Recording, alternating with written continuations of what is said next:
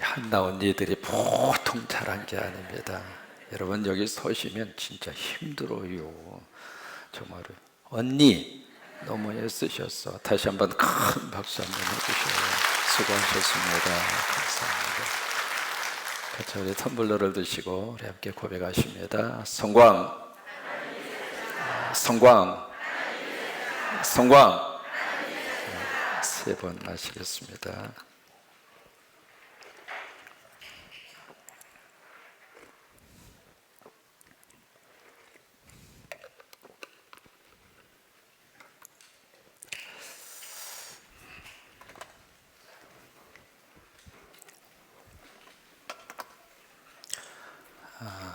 에스겔이 바벨론으로 포로로 잡혀온 지 6년 6월 5일 하나님의 이제 에스겔을 그의 머리카락 한 움큼 팍 잡으시고 순간 이동을 시킵니다. 어디로 데리고 갔죠? 예루살렘 성으로 데리고 갑니다. 거기에 가서 이제 세 군데를 하나님이 보여주시는데, 첫째로 북향한 문, 그것을 통해서 바로 성전 안뜰로 들어가는 문입니다. 북쪽에 있는 문이죠. 거기에 이렇게 보는데 거기에서 바로 질투하는 신, 다시 말해서 가나안 사람들이 섬긴 아세라라고 하는 우상에 탁 버티고 서 있습니다. 그걸 이제 섬긴 거죠. 그 다음에 내가 좀 더 가정한 일을 너에게 보이리라 하고 담을 데리고 가서 담에 조그마한 비밀스러운 문을 열고, 그러니까 그 누구도 모르는 그곳에서 비밀스럽게 우상을 섬기고 있는 모습을 보여주고 있는 것이죠. 딱 가서 보니까 장로 70명이 거기에 각종 곤충과 그리고 가정스러운 짐승과 이스라엘의 모든 우상들의 담벼락에 가득하게 있는, 그래서 백성들의 대표로 부름받은 70명이 거기서 우상을 섬기고 있는 거예요. 기가 막힌 노릇이죠. 하나님을 섬기라고 뽑아놨는데 하나님을 섬기도록 그렇게 백성들의 대표로 그 자리를 하나님이 세워주셨는데 그 자리에서 하나님을 떠나서 우상을 섬기고 있는 거예요. 그러더니 세 번째로 이거보다도 더 충격적이고 가증스러운 일을 내가 너에게 보이리라 하고 어디로 갔느냐면 바로 성전 뜰로 들어가는 북쪽 바로 그 문입니다. 그 문에 가서 보니까 여인들이 담무스라고 하는 신, 그 바벨론 사람들이 섬기는 신이거든요. 그 신을 놓고 막 거기서 통곡하면서 그게 제사하는 방법입니다. 그랬더니 그것으로 충격으로 끝나지 않고 이제는 성전 안뜰로 들어왔습니다. 성전 뜰까지 들어온 거죠. 거기는 번제들이 있는 장소인데 거기서 25명이 바로 제단을, 그러니까 제단을 등지고, 참 그게 가슴 아픈 일입니다. 제단을 등지고, 다시 말해서 하나님을 등지고 태양신을 향하여 숭배를 하고 있는 거예요. 여러분, 그 모든 모습을 보여준 다음에 오늘 이제 9장으로 넘어갑니다. 9장으로 넘어가면서 1절에 보시면 하나님이 큰 소리로 외쳐 말씀하십니다. 여러분, 지금까지 하나님이 에스겔에게 말씀을 하실 때 조곤조곤 조용조용 그렇게 말씀을 하셨어요. 그래서 여호와께서 가라사대, 하나님의 말씀이 임하여 가라사대, 그러니까 조용조용 말씀하시는 하나님이 이제는 큰 소리로 에스겔에게 큰 소리로 외쳤다는 말씀이 여기가 처음입니다. 무엇을 의미하고 있을까? 지금 하나님이 화가 났어요, 안 났어요? 그 모습이에요. 마치 우리 아이들에게 화를 낼 때 웃으면서 화내는 모습을 보이면 화낸 그 아빠, 엄마의 모습이 제대로 자녀들에게 전달이 안 되잖아요. 마치 화를 낼 때에는 표정을 바꾸고 엄하게 하고 소리를 크게 이렇게 지르는 것처럼 하나님이 그런 모습이에요. 지금 성전이 성전답지 못하고 하나님의 자녀가 하나님의 자녀답지 못하고 그 모습을 보면서 하나님이 화가 나셔요. 그래서 이제 큰 소리로 지금 누군가를 부릅니다. 누구를 부르는가? 성읍을 관할하는 자. 그 성읍을 관할하는 자라고 하는 것은 정치 지도자들을 말하는 게 아닙니다. 누구냐면 천사입니다. 여러분, 이 도시를 관할하는 분은 천사입니다. 천사가 이 도시를 운행하고 천사가 이 도시를 보호하고 천사가 이 도시를 살피고 있다, 그 말이에요. 영적으로 보면은 사람만 살고 있는 것이 아니라 바로 여기에 하나님의 영이 있고 천사가 함께하고, 그래서 그 도시를 관할하는 천사를 부릅니다. 부르는데 어떻게 부르는가? 손에 죽음의 무기를 가지고 나와라. 여러분, 천사는 어떤 존재인가? 히브리서 1장 14절 말씀, 천사는 섬기는 영입니다. 누구를? 하나님의 유업을 받은 자들을 섬기라고. 다시 말해서 여러분들을 섬기도록 천사를 하나님이 보내신 거예요. 우리 자녀들을 섬기도록 천사를 하나님이 보내주신 거예요. 이 시간 이 새벽을 깨운 우리 자녀들 누가 깨워주었을까? 하나님이 천사를 통해서 깨워주신 거예요. 그래서 우리 자녀들이 너무 귀합니다. 그냥 본인이 오고 싶어서 온 것이 아니라 우리 자녀들을 깨우신 분이 천사예요.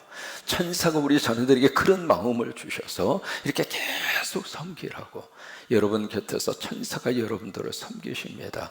어떻게 섬기는가? 계시록에 있는 말씀 8장이죠. 여러분들의 기도를 천사가 가지고 하나님 앞에 가는 거예요. 그래서 여러분, 열심히 성도들이 기도하면 천사가 바빠요. 왜? 그 기도를 가지고 하나님 앞으로 가야 되니까. 오늘 이 언니들의 찬양을 천사가 받아서 하나님 앞에 가지고 간 거예요. 하나님, 여기 언니들이 찬양했습니다. 그 찬양을 가지고 하나님 앞에 가는, 그러니까 천사는 열심히 부려먹는 영이라고요. 다시 말해서 그 천사를 통해서 하나님의 자녀들을 보호하시고 그 자녀들에게 하나님의 복이 임하도록 심부름꾼을 하는, 다시 말해서 살림의 그 목적을 위해서 하나님이 보냄받은 사람이 천사들인데, 그들의 손에 지금 무엇을 들으라고 하는가? 죽이는 무기를. 참 기가 막힌 그런 모습이죠. 그러면서 오늘 본문의 말씀에 9장에 쭉 이렇게 보시면은 거기에 이제 그 중에 한 사람이 나옵니다. 그 6명의 쭉 등장을 하는데 그 중에 한 분이 가는 베옷을 입었습니다. 그 가는 베옷이라고 하는 것은 세마포예요. 그 세마포를 입은 사람이 등장을 하고 있어요. 그러면 과연 이분이 누구일까? 그리고 그 옆에 서기관이 차고 있는 먹그릇을 차고 있다. 그게 바로 뭐냐면 필기도구입니다. 필기도구를 옆에다 이렇게 차고 있는 거예요.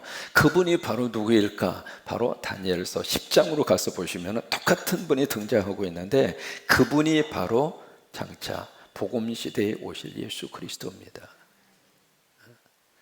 그래서 이제 등장을 하면서 여기 3절 말씀에 여기 보세요. 그룹에 머물러 있었던 이스라엘의 하나님의 영광이 성전 문지방으로 이르렀다. 이 그룹이라고 하는 것은 바로 지성소거든요. 지성소에 법궤가 있는데 그 법궤 양쪽에 그룹이 있잖아요. 영어로 말하면 케루빔이라고 하는 천사죠. 그 그룹이 이 눈이 이렇게 한 곳에 모이는, 거기가 바로 시은좌 또는 시은소라고 하는 장소거든요. 바로 거기 하나님이 계시는 장소입니다. 거기에 계시던 하나님이 이제는 떠나서 어디로 왔는가? 성전의 문, 바로 그 지방. 그래서 하는 말이, 거기에 이 하나님이 명령을 지금 내리고 있습니다. 뭐라고 명령을 내리느냐면 4절입니다. 여호와께서 이르시되, 그러니까 지금 예수님에게 명령을 내리는 것이죠. 그 천사들에게 명령을 내리고 있습니다. 너는 예루살렘 성읍 중에 순행하여 그 일을 이제 다니면서 그 가운데 행하는 모든 가정한 일로 말미암아 탄식하면서 어떻게 하는 사람? 우는 자들의 이마에다가 뭘 하라고요? 그려라. 참 여기 보세요. 그 예루살렘 성읍을 쭉 이렇게 다니면서 도대체 이 땅이 왜 이 모양이 됐는가?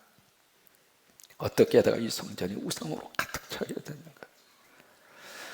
그 현실적인 그 상황을 보면서 막 가슴을 치면서 하나님 앞에 애통하는 거예요. 하나님, 어떻게 하다가 우리나라가 이렇게 됐습니까? 이 코로나를 우리가 맞이하면서 하나님, 어떻게 하다가 우리가 이 생태계를 이렇게까지 파괴를 해서 짐승들에게 있는 바이러스 왜 인간에게 옮겨지게 됐습니까? 코로나로 인한 이 사건을 딱 겪다가 보니까 극단적인 이기주의로, 극단적인 개인 국가주의로 확 돌아서서 사람은 혼자 설 수 있는 세상이 아닙니다. 같이 살아야 돼요. 나라도 마찬가지입니다. 같이 살아야 서로 사는 거지. 당신 필요 없어. 나 혼자 살 거야. 혼자 어떻게 삽니까? 그렇게 살 수 있는 그런 조직이 아니거든요. 같이 서로 같이 한 덩어리가 되고 같이 협력하고 같이 도와주고 그러면서 이 세상을 살도록 하나님이 그렇게 창조를 해주신 거예요. 근데 이 코로나 사건을 겪으면서 이제는 당신하고 단절시키겠다고, 이제는 나만 우리끼리만 이렇게 살겠다고 지금 그런 모습으로 흘러가고 있는데, 그런 모습들을 보면서 여기 하나님 앞에서 통하는 거예요. 하나님, 어떻게 다 이 세상이 이렇게 됐습니까? 바로 그렇게 이 성읍의 모습을 보면서 막 마음속에 애통하면서 막 하나님 앞에 우는 그 사람들의 이마에 표시를 해라. 여러분, 이 사람들이 바로 누구일까? 마태복음 5장에 보시면은 애통하는 자 복이 있나니 저희가 위로함을 받을 것이다. 그런 사람들입니다. 예수님의 첫 번째 팔복에서 말씀을 하시고 있는 마음이 가난한 자 복이 있나니 저희가 천국이 저희 것임이니라. 그 말씀에 해당하는 사람들입니다. 현실을 바라보면서 하나님 앞에, 하나님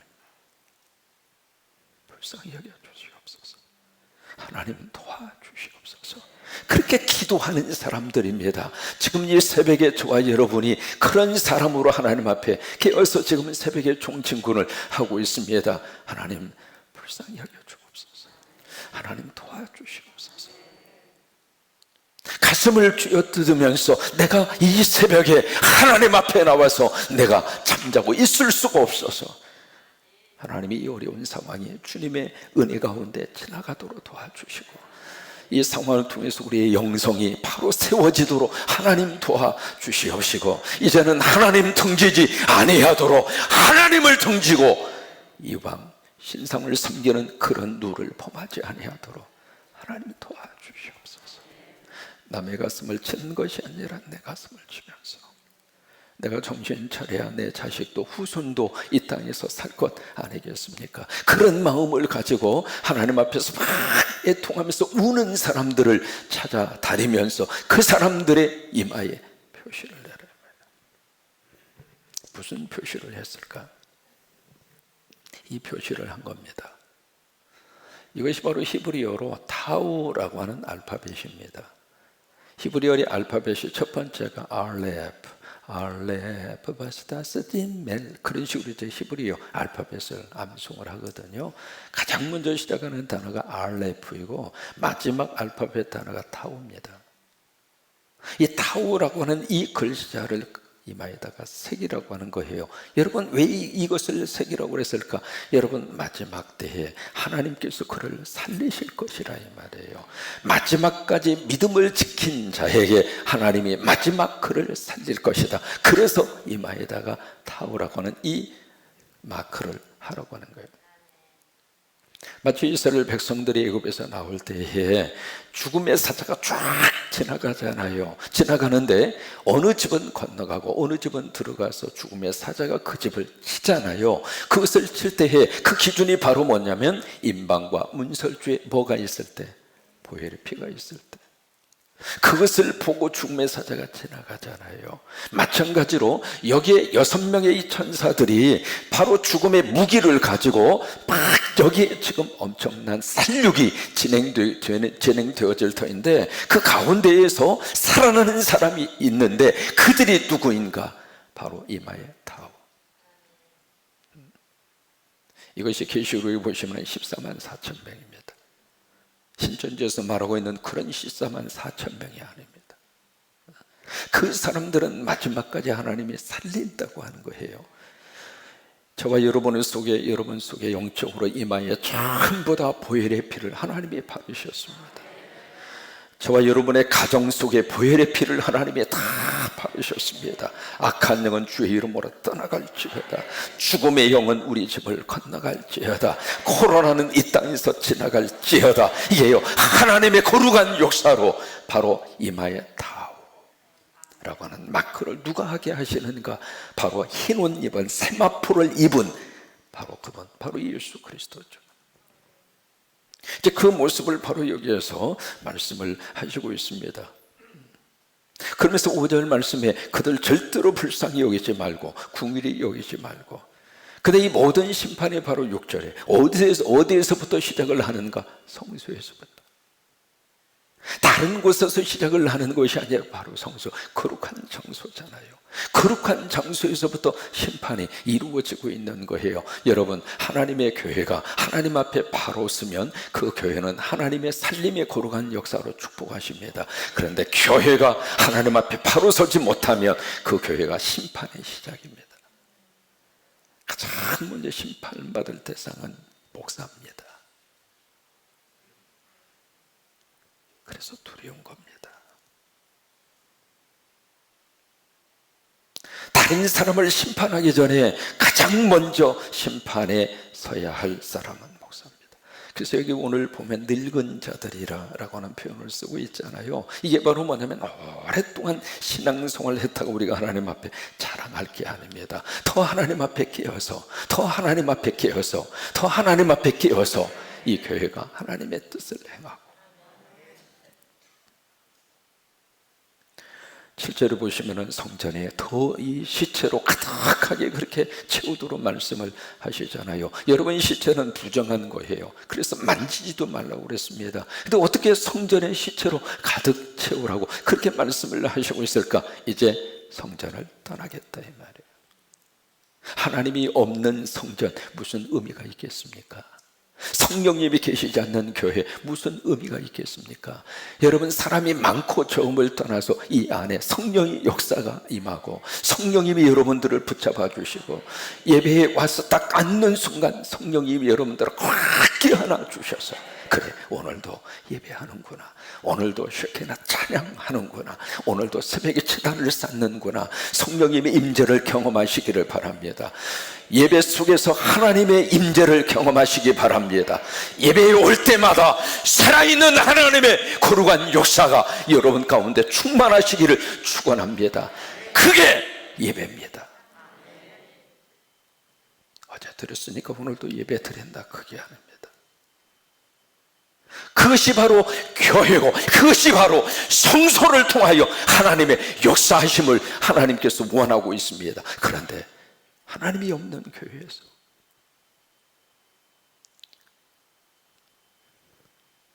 하나님의 성전을 떠나시니까 그 성전 안에는 시체밖에는 가득 찰 게 없다고 하는 거예요. 근데 8절에 보시면, 그래서 이 6명의 전사들이 죽이는 무기를 가지고 막 치러 나갈 때에 8절, 내가 홀로 있었는지라. 그 다음에 중요합니다. 에스겔이 지금 어떤 모습을 보여주고 있는가? 엎드려 부르짖어 이르되, 아하, 주 여호와여, 예루살렘을 향하여 분노를 쏟으시오니 이스라엘의 남은 자를 모두 멸하려 하시나이까. 지금 에스겔이 이 기가 막힌 이 상황 앞에서 뭘 하고 있는가? 도고를 합니다. 중재 기도를 합니다. 하나님, 어떻게다가 이렇게 됐습니까? 오늘 이 시대에 저와 여러분이 에스겔 같은 그런 심정으로 하나님 앞에 엎드려서 그저 하나님 앞에 기도하는 겁니다. 하나님 도와주시옵소서. 바로 아브라함이 그랬잖아요. 소돔과 고모라의 멸망의 소식을 들은 다음에 아브라함이 하나님 앞에 간절히 도구를 하잖아요. 하나님, 의인과 악인을 함께 죽일 수는 없습니다. 50명이 있으면 어떻게 하실 겁니까?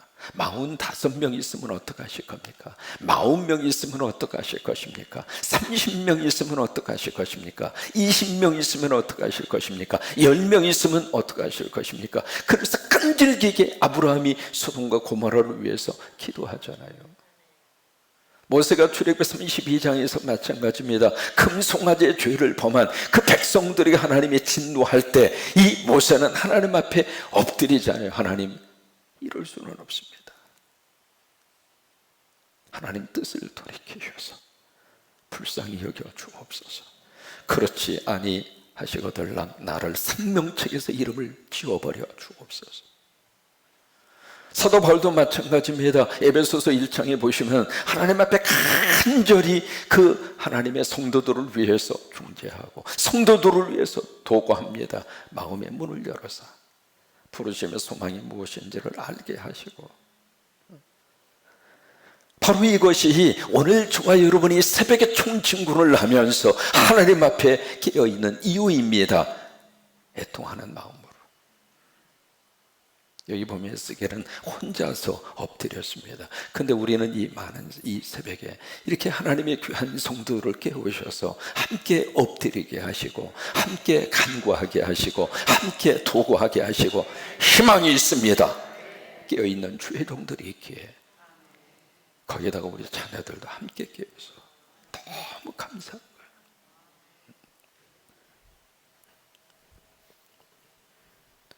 근데 9절에 보시면은 참 이스라엘 백성들이 몰라도 너무 모릅니다. 9절에 그렇게 이제 이야기합니다. 그가 내게 이르시되 이스라엘과 유다 족속의 죄악에 심히 중하여 그 땅에 피가 가득하며 그 성읍에 불법이 찼나니, 이래서 이제 그들이 심판을 받거든요. 이래서 그들이 죽음의 사자, 이 천사들이 살리도록 보냄받은 이 천사들이 죽음의 무기를 가지고 그들을 죽일 수밖에 없는 이유가 바로 그거예요. 근데 이 이스라엘 백성들은 무슨 생각을 하고 있느냐면, 그들이 이르기를 여호와께서 이 땅을 버리셨으며 여호와께서 보지 아니하신다 함이라. 지금 볼멘 소리만 하고 있는 거예요. 하나님 우리를 도와주시지 않아서, 하나님이 이 땅에서 계시지 않아서 우리가 이런 어려움을 당하고 이런 고통을 당하고 있습니다. 그러면서 하나님만 원망하고 있는 거예요. 오늘 이 말씀을 통해서 다시 한번 우리의 가슴 속에 두 가지를 꼭 기억을 하셨으면 좋겠습니다. 우리가 가장 먼저 우리가 기억을 해야 할 내용은 바로 4절에 있는 말씀대로 탄식하며 우는 자. 여러분의 애통의 마음은 누가 주는가? 성령님이 주십니다. 어떤 나와 관계 속에서 애통, 그 애통을 말하는 게 아닙니다. 사랑했던 사람이 배신 데리고 떠나니까 그때 막 울고 불고 밥도 먹지 않고 그걸 애통이라고 말하는 게 아닙니다. 그때 투자를 했었어야 되는데 왜 투자를 안 해가지고 내가 대박을 못 받았는가, 뭐 그거 가지고 슬퍼하고, 그건 애통이 아닙니다. 여기서 애통이라고 하는 것은 말 그대로 내 안에 있어야 될 것은 없고 없어야 될 것이 내 안에 가득 차 있을 때, 그것 때문에 하나님 앞에 애통하는 거예요. 그러니까 그것이 바로 누가 주시는가? 성령님이 주시는 거예요. 성령이 내 안에 오셔서 그 영적인 모습을 보게 하시고, 나 바로 지성소에 여기 있잖아요. 나라고 하는 이 지성소에 과연 뭐가 있는가? 그걸 보면서 애통하라고 하는 거예요.